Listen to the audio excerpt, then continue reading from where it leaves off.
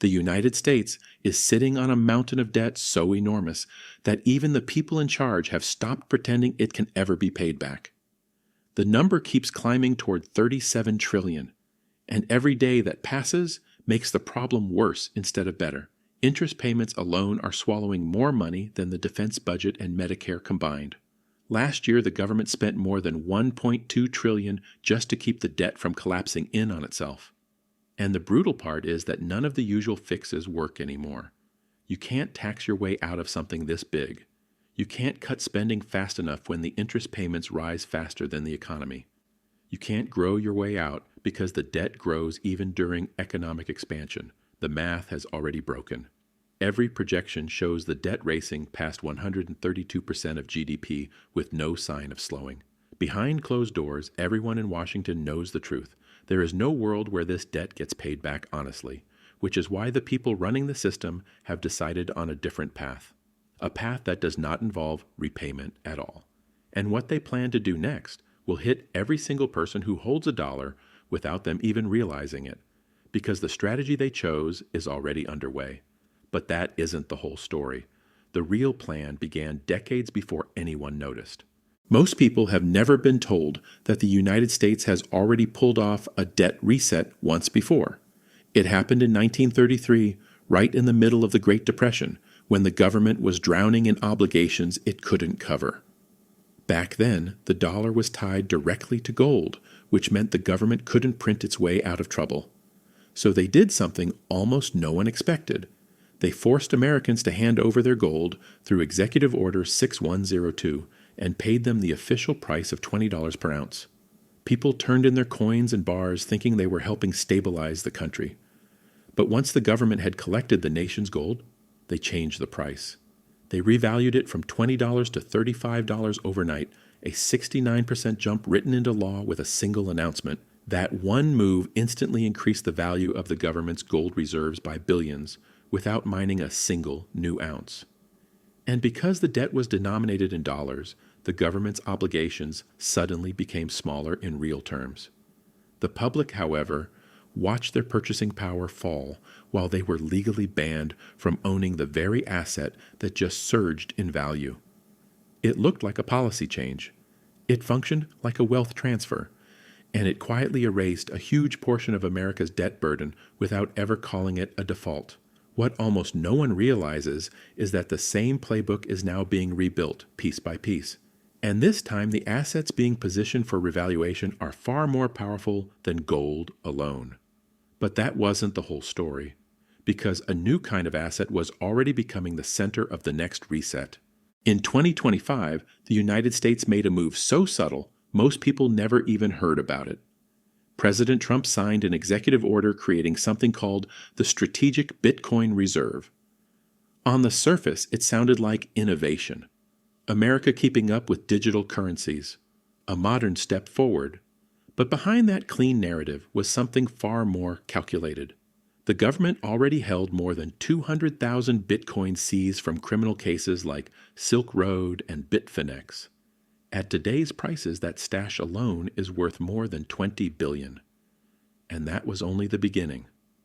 A bill introduced by Senator Cynthia Lummis laid out a plan for the United States to acquire 1 million Bitcoin over 5 years, not by buying it openly on the market where prices would explode, but by taking it quietly, through seizures, through fines on crypto companies, through settlements, through mining operations powered by government-owned energy, all under the radar, all without sparking panic or hype, because the goal was never to accumulate Bitcoin at its current value. The goal was to accumulate it before the next step, before the moment the government assigns a new valuation to its reserve, just like it did with gold in 1934. This time, they won't need an executive order banning ownership. They simply need to declare a new reserve price, and the market will follow because the largest holder in the world will have spoken. But Bitcoin is only one half of the setup. The other half is an asset the government has kept undervalued on paper for 50 years. And what they plan to do with it next is even more revealing. In 2025, the United States made a move so subtle most people never even heard about it. President Trump signed an executive order creating something called the Strategic Bitcoin Reserve. On the surface, it sounded like innovation, America keeping up with digital currencies, a modern step forward. But behind that clean narrative was something far more calculated. The government already held more than 200,000 Bitcoin seized from criminal cases like Silk Road and Bitfinex. At today's prices, that stash alone is worth more than $20 billion. And that was only the beginning. A bill introduced by Senator Cynthia Lummis laid out a plan for the United States to acquire 1 million Bitcoin over 5 years, not by buying it openly on the market where prices would explode, but by taking it quietly, through seizures, through fines on crypto companies, through settlements, through mining operations powered by government-owned energy.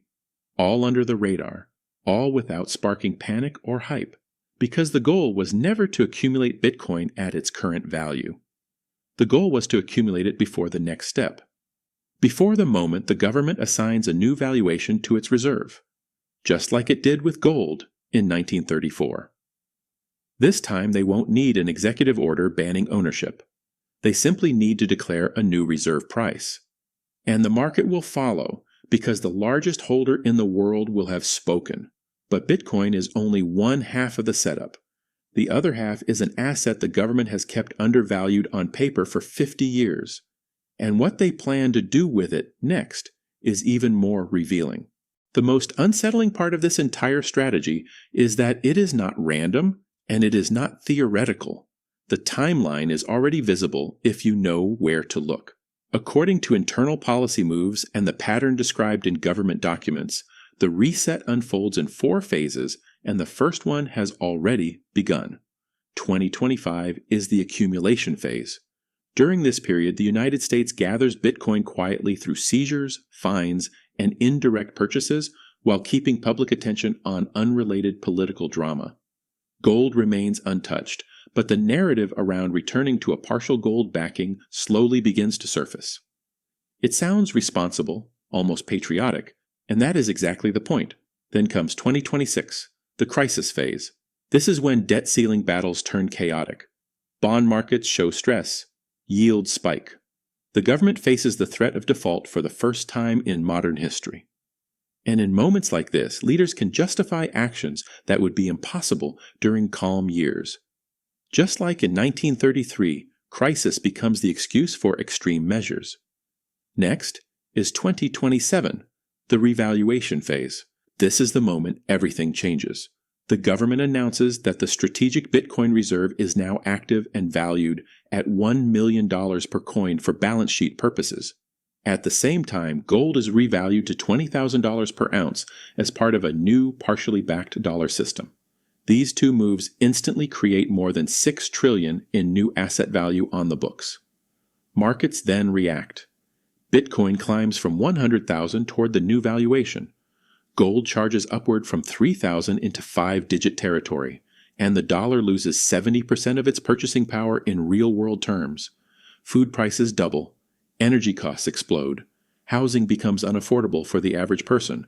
Finally comes 2028 through 2030, the stabilization phase.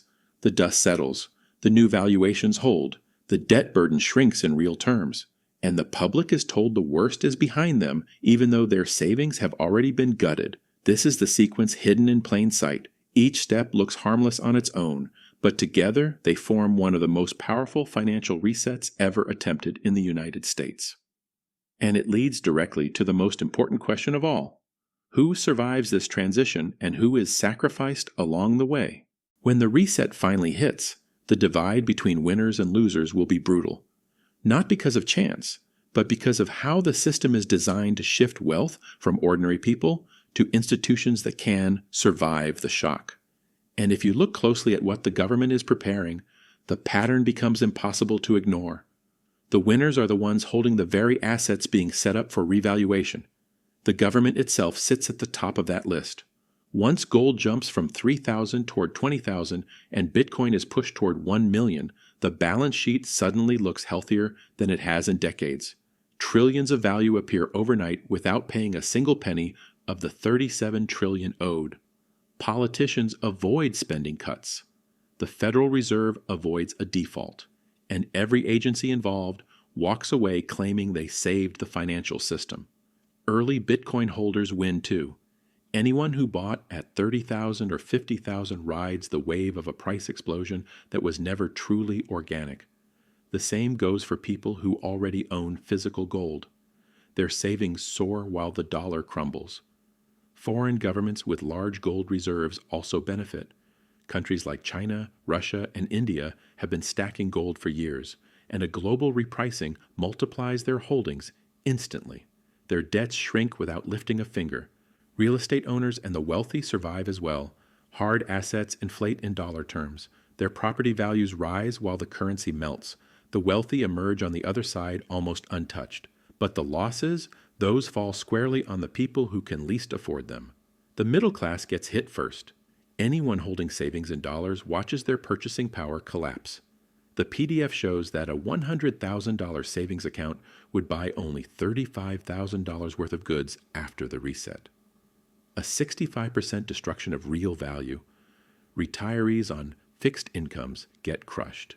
Their monthly checks stay the same while everything around them doubles or triples in price.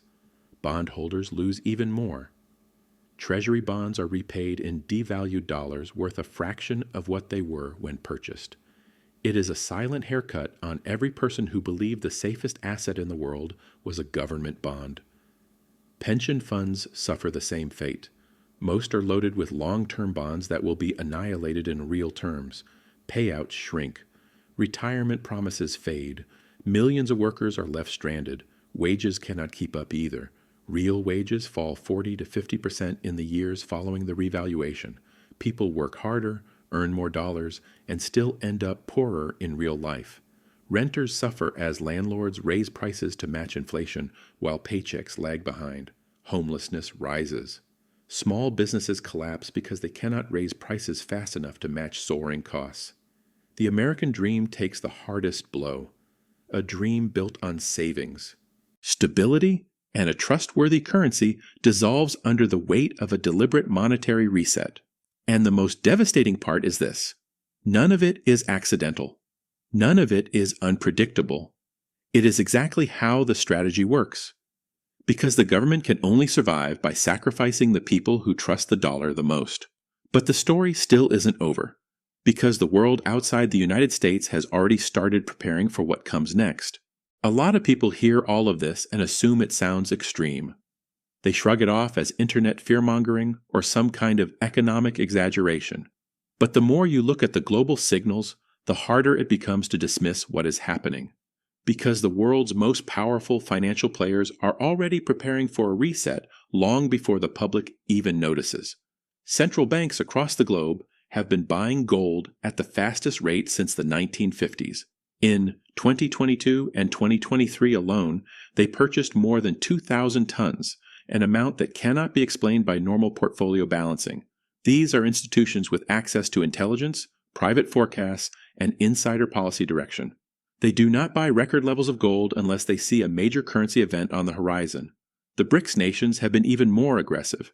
China is quietly accumulating gold through state-owned entities while building out mining operations to increase reserves.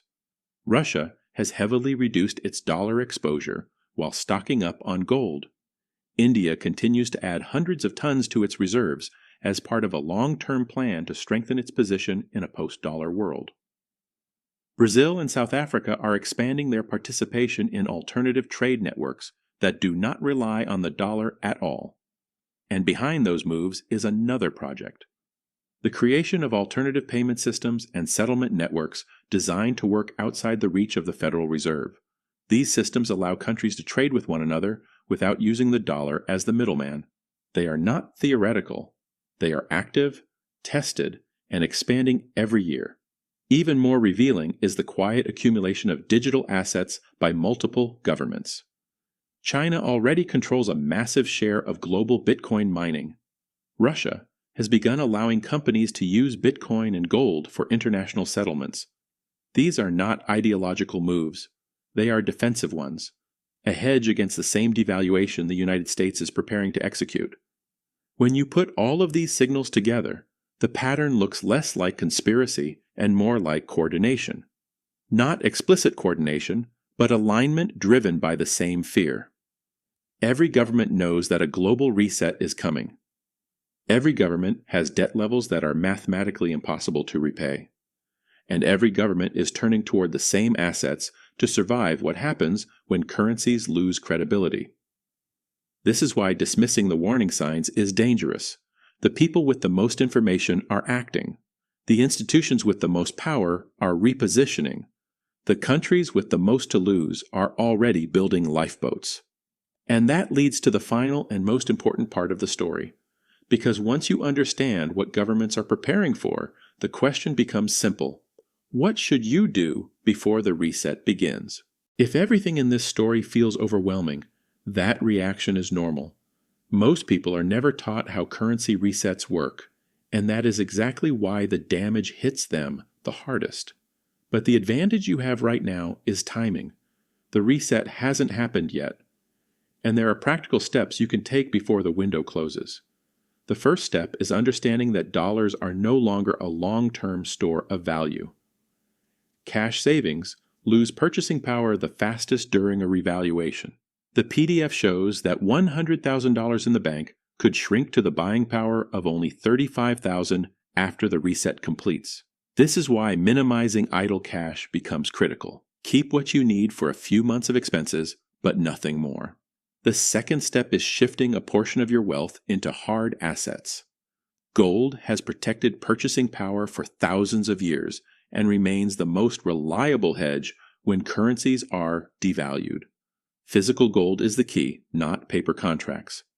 Bitcoin plays a similar role on the digital side. It is volatile, but the upside during a revaluation is far larger because the government is positioning it as a reserve asset whether the public notices or not. Real estate is another anchor, not luxury properties or vacation homes, but land and rentals that generate income even when prices climb. Hard assets rise in nominal value as the dollar weakens, which is exactly why wealthy individuals rely on them during unstable periods. The third step is evaluating your debt. High-interest debt becomes a trap during inflation because wages never rise as fast as prices. Clearing those liabilities early can prevent a financial choke point later. Fixed-rate mortgages are the exception because they benefit from the dollar losing value over time. The fourth step is diversification across borders.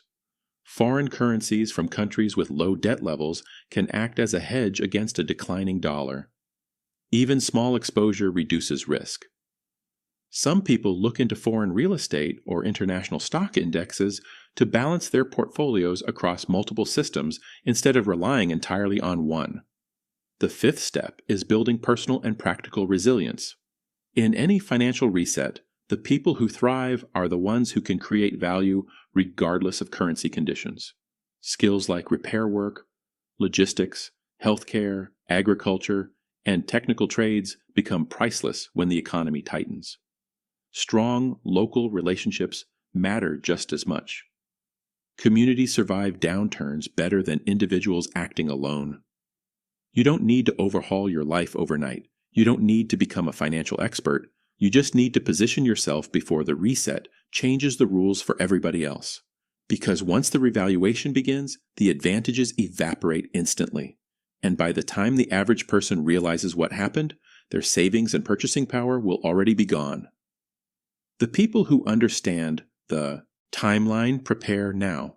The people who don't are forced to react later, and by then the damage is permanent. But all of this leads to one final truth. If the government is preparing for a reset, if foreign nations are preparing for a reset, and if central banks are preparing for a reset, then you cannot afford to be the only one who isn't. The biggest financial shift in modern American history is already in motion, and most people will never see it coming until their savings start disappearing in real time. The United States isn't trying to pay off its $37 trillion in debt. It's preparing to shrink it through the same strategy it used in 1933. Only this time, the reset is powered by Bitcoin and gold instead of a single asset tucked away in vaults. Every move made in the past few years points in one direction. The creation of a strategic Bitcoin reserve, the quiet accumulation of seized digital assets, the outdated $42 valuation on gold that gives the government room to rewrite its balance sheet overnight. The timeline laid out in the PDF shows exactly how each piece fits into a controlled revaluation that strengthens the government while weakening the currency. When gold is pushed toward 20,000 and Bitcoin moves toward 1 million, the debt shrinks on paper and the dollar loses most of its real-world power. Inflation takes over. Savings collapse. And the people who trusted the system the most end up paying the highest price. But understanding the strategy gives you an advantage almost no one else has. You can move before the shock hits. You can protect your purchasing power with hard assets. You can diversify. You can build skills and stability that don't depend on the strength of a single currency. This reset won't be announced on television. It won't be labeled as a crisis. It will be framed as a necessary step to stabilize the economy and restore confidence. But behind the polished speeches and patriotic language is a simple truth. The government is preparing to save itself, not the public. And that's why the only person who can protect your future is you. Because once the reset begins, there is no rewind button. There is no warning. There is no time left to react. Understanding the timeline is the first step. Acting on it is the step that decides which side of the reset you end up on.